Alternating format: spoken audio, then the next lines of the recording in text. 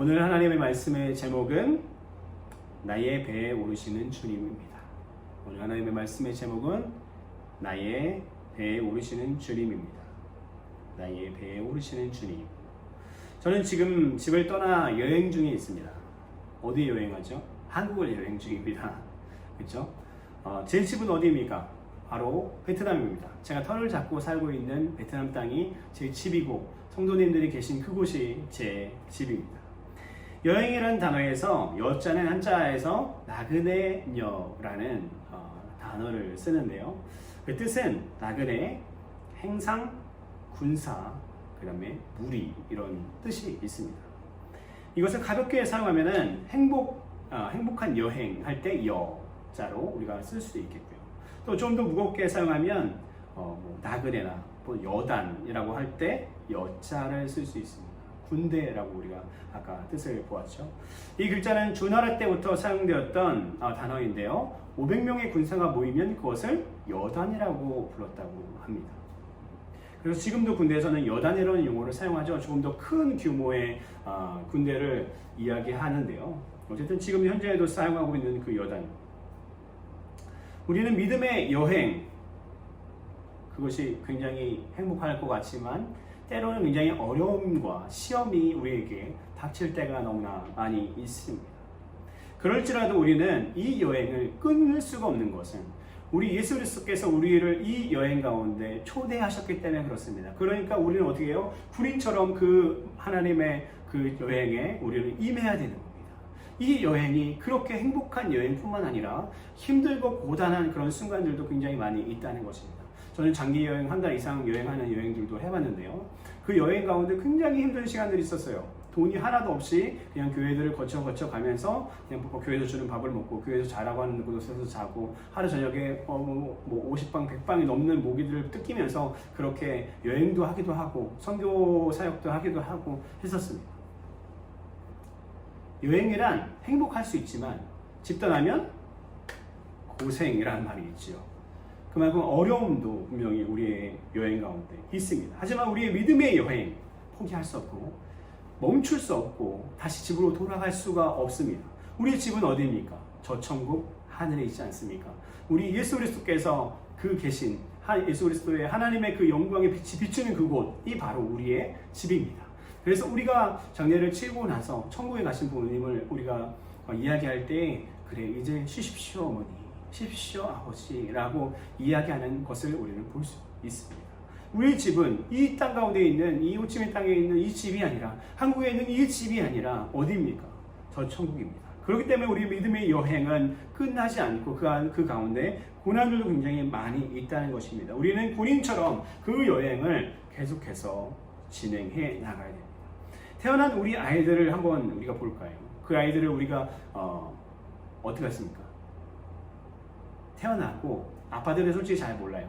아이들이 아내를 통해서 출산이 되고 그 아이를 안았을 때 신기하기도 하고 그 아이가 너무나 귀중하기도 하고 하지만 정말 이 아이를 키우면서 어떤 생각을 하냐면 이 아이가 이제 우리 가정에서 20년 혹은 25년 정도는 함께 살 손님이다 라고 그렇게 표현합니다. 손님이기 때문에 우리가 더 귀하게 그들을 대해야 된다는 이야기들을 하지. 우리도 마찬가지입니다. 우리의 삶에 100년이라는 시간을 우리가 산다고 생각해 봅시다. 그럼 그 100년이라는 시간을 살 동안 우리는 어떻게 하죠? 나그네의 삶을 사는 것이다. 우리가 이 땅 가운데 뿌리를 내리는 것이 아니라 저 천국을 바라보며 우리는 나그네, 여행의 삶을 사는 것입니다. 우리 호치민, 베트남에 사는 우리 조선생명교회 모든 사람들은 더 그럴 것입니다. 나그네의 삶이 무엇인지, 외지에 산다는 것이 무엇인지, 고향을 떠난다는 것이 무엇인지 정말 잘 이해하고 있죠. 그런데 한 나그네가 우리의 삶에 노크를 하십니다. 그분이 누구시죠? 바로 예수님이시죠. 천주를 창조하시고 영광의 왕이신 우리 예수님이 인간의 몸을 입고 이 땅 가운데 여행을 오셨습니다. 이 땅 가운데 여행 오신 우리 예수님께서 너도 나와 함께 하지 않겠니? 라고 우리를 그분의 여행 여정에 초대하십니다. 이렇게 표현할 수 있겠네요. 예수님은 여행 가이드이고 우리는 그분과 함께 가는 여행자입니다.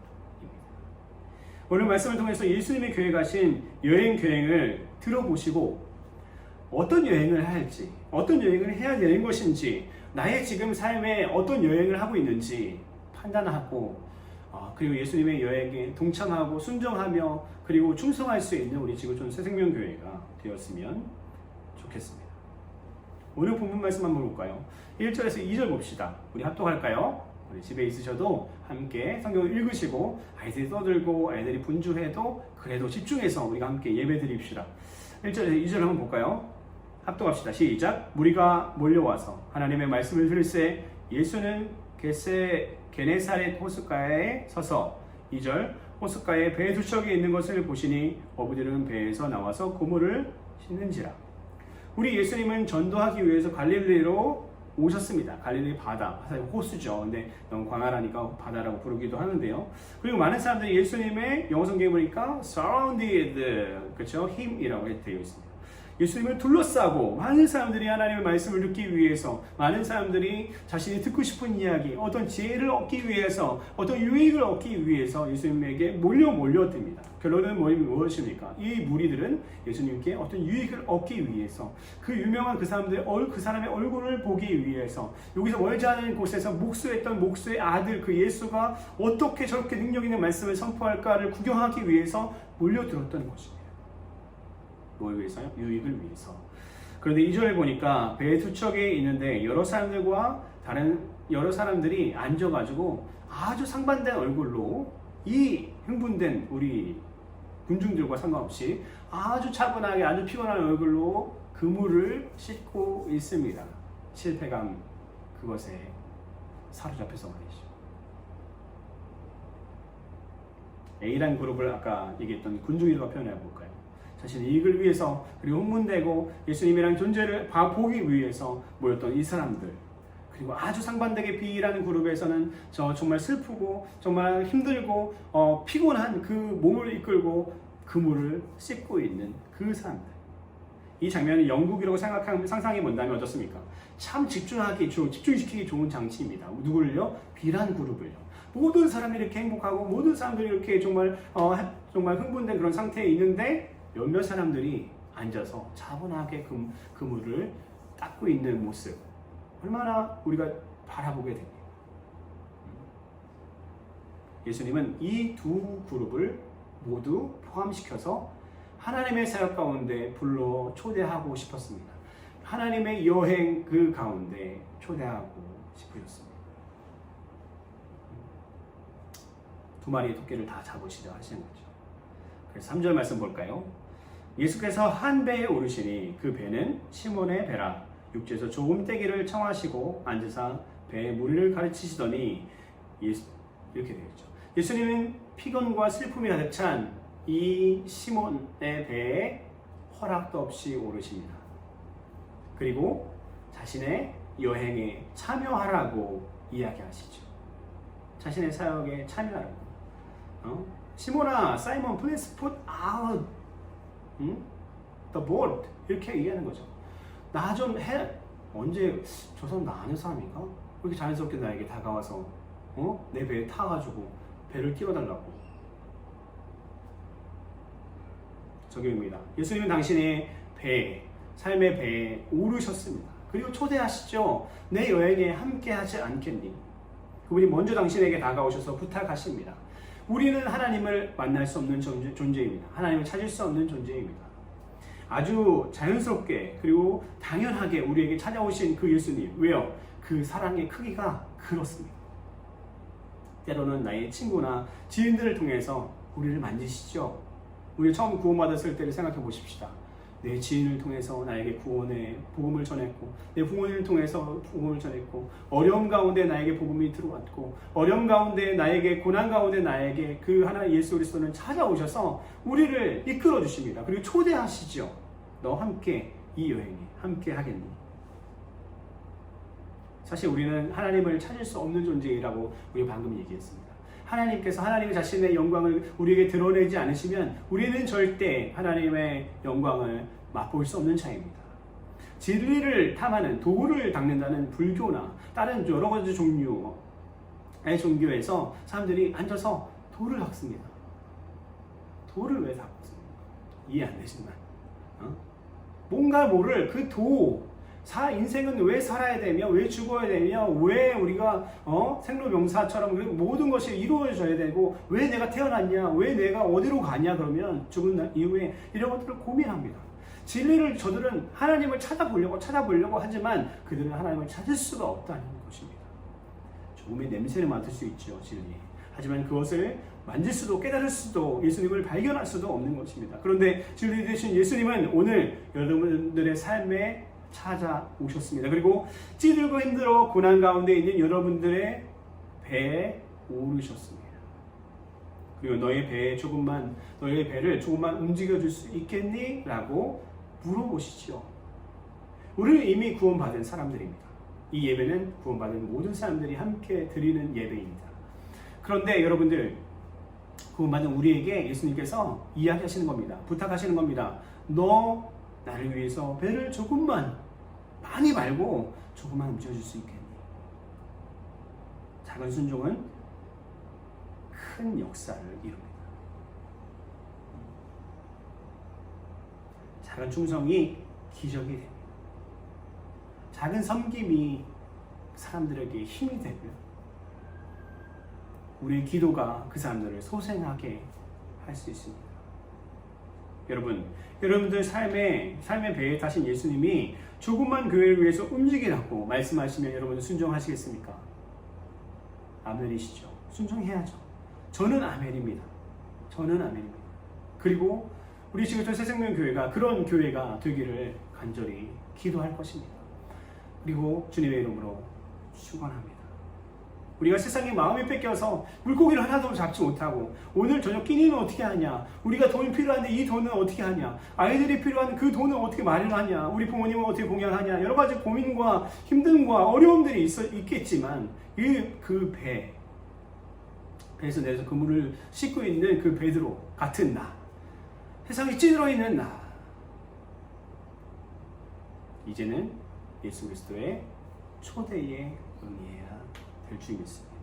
이제 우리 삶에 들어오신 예수님을 환영해야 됩니다. 그리고 나의 왕좌인 이 왕자를 내어드리고 주님께만 영을 돌리는 우리 삶이 되어야 됩니다. 그분에게 지시하시는 작은 지시에 순종하는 여러분들이 되어야 될 줄 예수 그리스도의 이름으로 축원합니다. 이것이 첫 번째 포인트입니다. 작은 순종은 교회를 세웁니다. 두 번째입니다. 작은 순종은 큰 기적을 만듭니다. 4절 5절 우리 합독하시겠습니다. 시작. 말씀을 마치시고 시몬에게 이르시되 깊은 데로 가서 그물을 내려 고기를 잡으라.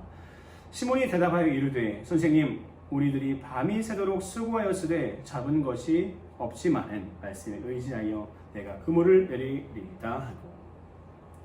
아주 피곤하고 육체의 한계를 느낍니다. 밤을 새본 적 있으세요? 제가 며칠 전에 밤을 샜습니다. 어떤 일이 있어가지고 그 일을 하려고 밤새 일했어요. 그래서 아침에 9시까지 일을 하고 잠깐 이렇게 30분 자고 일어나서 또 오전에 수업하고 막 이런 힘든 한 날이 있었는데 어떻습니까? 한계를 느껴요. 새벽 4시, 5시, 6시 넘어가면 정말 피곤해서 자고 싶은 그런 마음이 들어요. 감정이 사라지고 뭔가 행동도 좀 둔해지고요. 눈빛도 흐리멍텅해지고 그렇습니다. 베드로의 상황이 아마 그랬지 않았을까요? 이 피곤하고 이 고단한 이 베드로에게 예수님은 조금 더 큰 순종을 원하십니다. 요청하십니다. 베드로야, 저 깊은 곳에 가서 그물을 내려서 한번 고기를 잡아보지 않겠니? 시몬이 이렇게 생각했을 것 같아요. 시몬 베드로가, 선생님, 우리들이 프로페셔널 어부입니다. 저희가 어제 밤새도록 고기를 잡았어요. 이렇게 한 마리로 못 잡을 날은 1년에 몇 번 되지도 않아요. 아마 몇 년에 한 번 정도는 있을까 말까 한 그런 날이 어제였어요. 저 오늘 너무 피곤한 상태에서 지금 이렇게 그물을 깃고 있는데 꼭 가야 되나요? 저 같았으면 그랬을 거예요. 하지만 베드로는 갑니다. 한 마리도 못 잡았지만 선생님이 말씀하시니까 제가 한번 그물을 내려 보겠습니다 라고 하고 갑니다. 그리고 6절에 보니까 그렇게 하니 고기 잡은 것이 심이 많아 그물이 찢어지기 시작합니다. began to break 이라고 되어 있죠. 예수님은 물고기가 그물에 찢어진 그 광경에 감동하지 않으셨어요. 그래 봐봐, 응? 봐봐.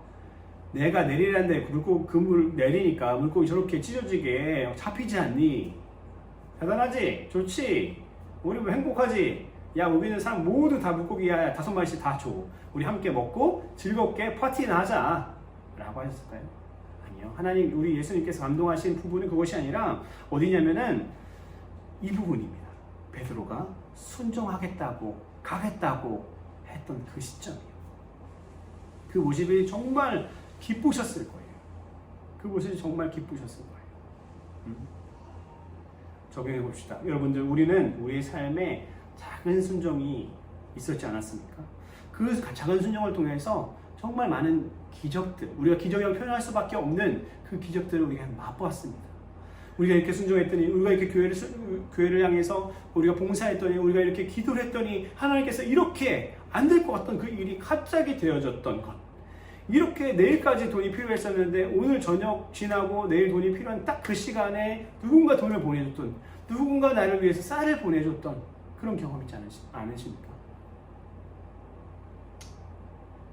천지 만물을 창조하신 창조되는 것보다 우리 하나님은 우리 어머니의 배에서 나를 창조하실 때 그때 훨씬 더 기쁘셨을 것입니다.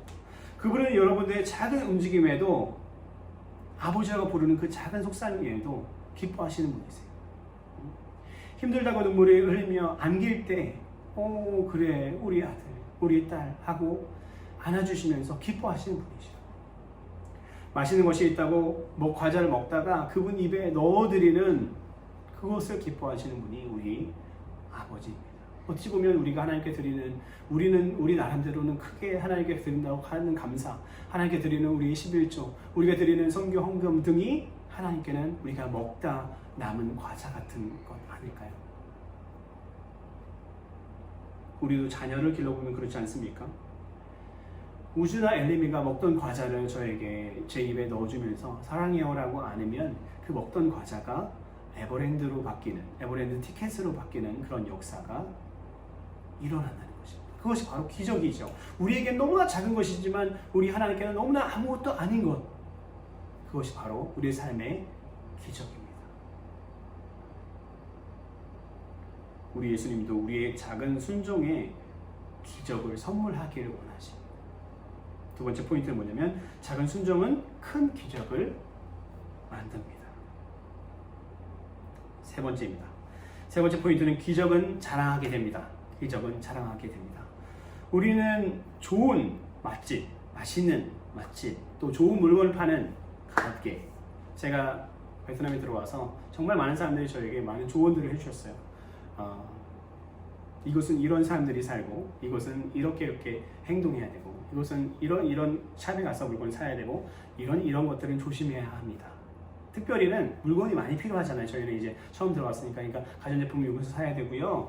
이런 종류의 식품 여기서 사야 되고요. 또 이런 종류의 또 조금 더 좋은 재료를 사기 위해서는 이곳으로 가야 됩니다. 한인마트는 여기 있고요. 한국 사람들이 많이 다니는 현지 식당은 여기 있습니다. 이런 이야기들을 굉장히 많이 한 달이 넘는 동안 들어왔습니다. 예를 들어서 A랑 B가 있다고 합시다. 아이고 잘 지냈어 민수 엄마. 아유 왜 이렇게 신났어? 잘 지내? 그럼 잘 지내지. 민수 엄마 하일랜드 커피숍 옆에 있는 새로 생긴 식당 가봤어? 안 가봤는데 얘기는 들었어. 맛있다고 하더라고. 맛있다가 뭐야? 그거 꼭 가봐야지. 아니 거기 얼마나 맛있는데, 야 가격도 저렴하고 싸고 저기 음식도 맛있고 친절하고 꼭 가야 돼. 요번에 계획할 때 거기로 가자고 추진 잘 해봐. 아이고 또 계획까지 그냥 가서 먹자고. 아니 뭔 소리야. 한번 가서 먹자니까.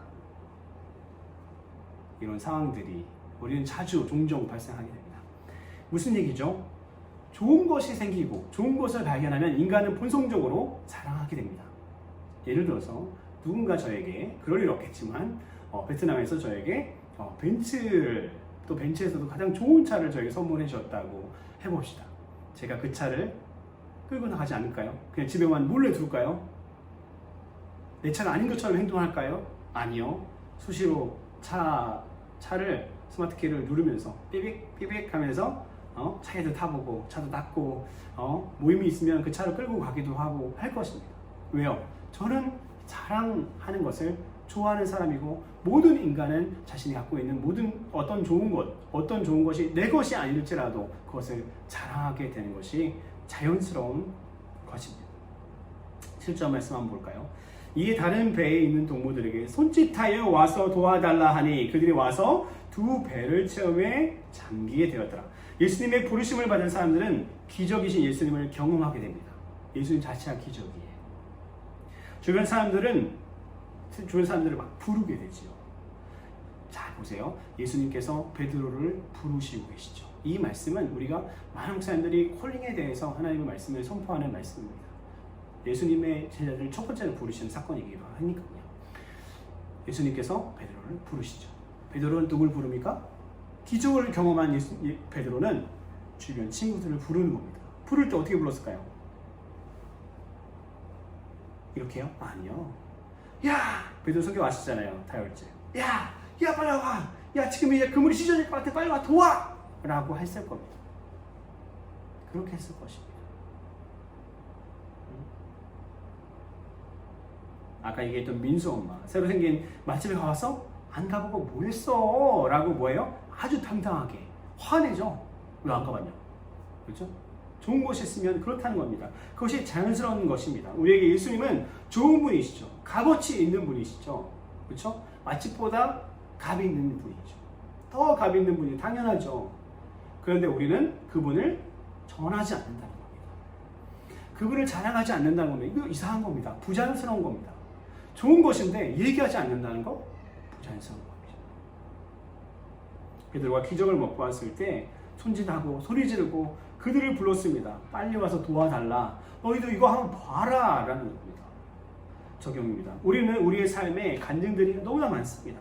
기적이라고 밖에 설명되지 않는 그런 일들이 너무나 많아요. 근데 그것을 우리는 나누지는 않습니다. 나눠야 됩니다. 여러분 삶 가운데 아주 작은 기적들, 작은 기쁨들, 예수님께서 주시는 큰 기적들, 모든 것을요, 여러분 주변 사람들, 전도해야 되는 사람들한테 가서 전하세요. 이야기하세요. 자랑하세요. 그러면 그것이 바로 전도입니다. 그것이 바로 간증 전도. 그렇죠? 전도입니다. 가장 좋죠. 우리 삶에 실질적으로 일어난 사건을 통해서 우리가 전도하는 것이니까요. 간증을 하면 그것이 전도가 되고, 간증하고 다니면 하나님께서 그것을 보고 기뻐하신다는 것입니다. 우리 지시촌 새생명교회가 그런 예수님을 자랑하는 교회, 자랑하는 성도들이 되었으면 좋겠습니다. 세 번째 포인트는 뭐예요? 기적은 자랑하게 합니다. 기적은 자랑하게 합니다. 말씀의 결론입니다. 우리의 삶의 작은 순종을 통해서 우리는 너무나 많은 기적들을 경험했습니다. 그런데 이 기적을 더욱더 많이 맛보고 더욱더 자주 맛보기 위해서는 한 가지 선행되어야 되는 것이 있는데, 그것은 8절 9절에 우리가 말씀이 나옵니다. 우리 8절 먼저 볼까요? 8절 한번 합독하시겠습니다. 시작. 시몬 베드로가 이를 보고 예수의 무릎 아래 엎드려 이르되 주여 나를 떠나소서 나는 죄인으로소이다 하니. 이것은 바로 회개입니다. 회개입니다. 회개는 자기 자신을 보는 사건이고, 나의 깊은 곳에 있는 그 죄들을 하나님께 내어놓는 작업들입니다. 그 회개는 일방적인 하나님께 대한 회개뿐만 아니라 내가 잘못한 사람에게 가서도 그 회개를 해야 되는 것이지. 그것이 완전한 회개 아니겠습니까? 막힌 담을 허물다. 그리고 이렇게 이야기합니다. 주여 나를 떠나소서 나는 죄인으로서이다. 무릎 꿇고 그렇게 얘기합니다. 무릎 꿇고 엎드려서 나는 죄인이니까 나를 떠나주세요 라고 베드로가 이야기합니다. 이사야서 6장 1절 8절 말씀 보면 너무나 유명한 말씀이죠. 이사야가 하나님의 얼굴 그 형상을 실루엣을 보고 나서 이야기합니다. 나여 망하게 되었도다. 나는 입술이 부정한 사람이요 입술이 부정한 백성 중에 거하면서 만군의 여호와이신 왕을 배웠음이로다. 아멘. 왕의 얼굴을 보지 못했어요. 가려져 있기 때문에. 하지만 그 근처에 나간 자신은 뭘 발견했어요? 나는 죄인이라는 것을 발견해요. 여러분들 하나님 앞에 나온 여러분들 하나님의 말씀을 통해서 하나님께 나오면 여러분들이 나는 죄인이구나 발견돼야 돼요. 여러분들 아무리 나는 의로워, 나는 예수 그리스도의 보혈의 능력으로 나는 깨끗해졌어, 나는 여러분들 아닙니다. 여러분들 죄 안 지셨어요? 여러분들 죄 지은 거 하나하나 개수하잖아요. 절대 천국 갈 수 없습니다. 절대요. 저도 마찬가지고요. 모든 사람들이 마찬가지죠. 그래서 주님의 은혜가 필요한 거 아닙니까? 그래서 우리가 주님의 은혜를 구하기 위해 이 자리에 온 것 아닙니까? 그럼 우리가 의롭게 고개 이렇게 들고 나 의로운 사람이니까 예배 거룩하게 드려보지 라고 이렇게 하는 것이 아니라 우리의 중심과 우리의 자세는 어떻습니까? 죄인인 나, 탕자 이야기 우리가 말씀드렸지 않았습니까? 탕자, 우리가 우리의 죄인 되었을 때는 잃어버리면 안 됩니다. 당신은 누굽니까? 저는 죄인입니다. 그것이 저의 고백이에요. 저는 죄인이고 저는 할 수 없는 자입니다. 하지만 하나님께서 저를 부르셔서 사용하신다니 아멘. 주 예수여 나를 사용하여 주시옵소서. 계집종이오니 주님께서 사용하여 주시옵소서라고 얘기했던 그 마리아의 고백처럼 우리도 그렇게 고백해야 되지 않겠습니까? 순종하고 충성해야 되지 않겠습니까?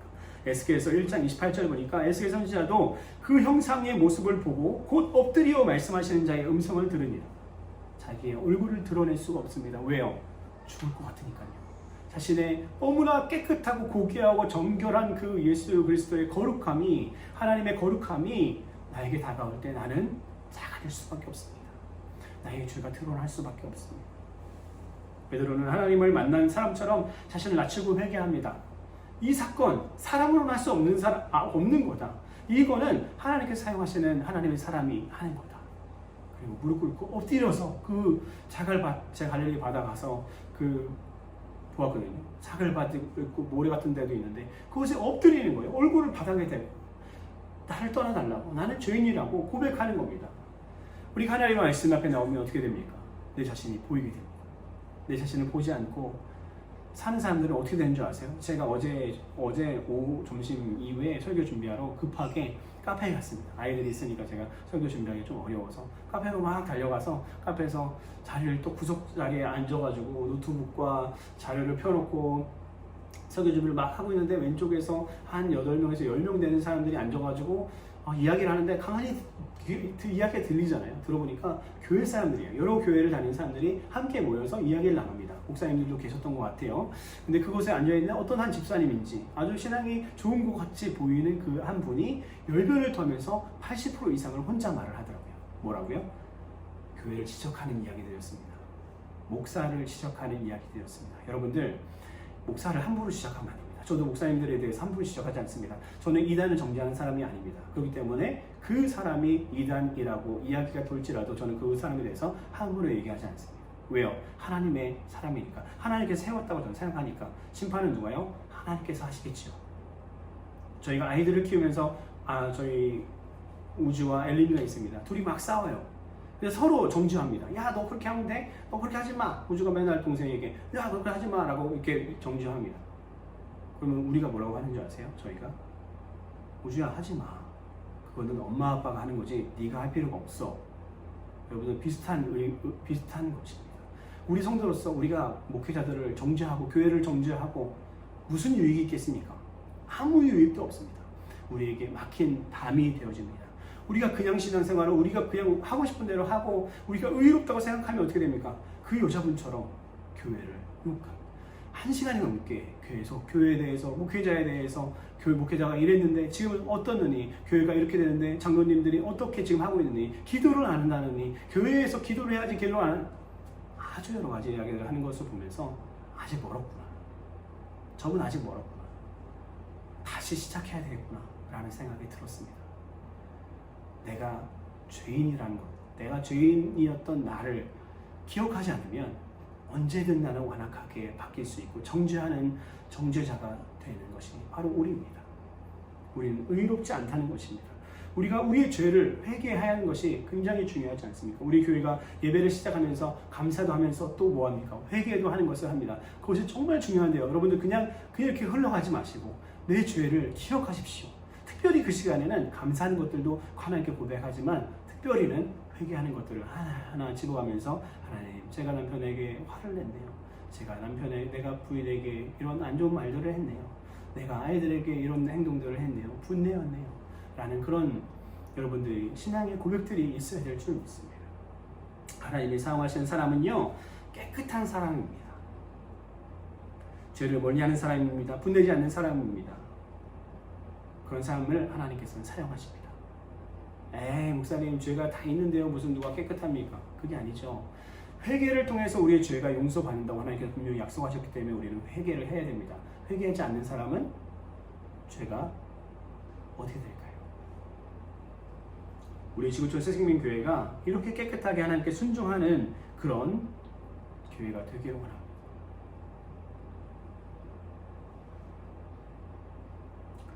10절 말씀 한번 볼까요? 무서워하지 말라. 이제후로는 내가 사람을 취하리라 하시니. 다른 성경, 전의 성경 보면 사람을 낚는 어부가 되게 한다고 말씀하셨죠. 이 세상에서 가장 큰 기적이 무엇입니까? 이 세상에 가장 큰 기적이 무엇입니까? 그것은 한 영혼이 주님께 돌아오는 일입니다. 돌아온 사람은 어떻게 행동하게 되냐면 11절 볼까요? 그들이 배들을 육지에 대고 모든 것을 버려두고 예수를 따르니라. 예수님을 따르는 사람이 됩니다. 여러분들, 예수님께서 오늘 여러분들을 예수님의 여정 가운데, 여행 가운데 초대하지 않으십니까? 여러분들 어떻게 그 여행이 진행되어야 되는지 예수님께서 가이드해 주셨지요. 저도 그 말씀을 들었습니다. 그러면 그 말씀대로 여러분들이 사셔야 될 줄 믿습니다. 여러분들 그 여행에 참여하십시오. 그리고 그대로 살면 하나님께서 저 천국에 여러분들의 상급이 가득 쌓이게 될 줄 믿습니다. 주님을 따르려면 깨끗해야 되고 주님께 순종해야 되고 두려워하지 않고 이제 작은 순종을 시작하며 우리 죄를 회개하고 하나님을 붙드는 우리 지구촌 새생명교회가 되기를 주님의 이름으로 축원합니다.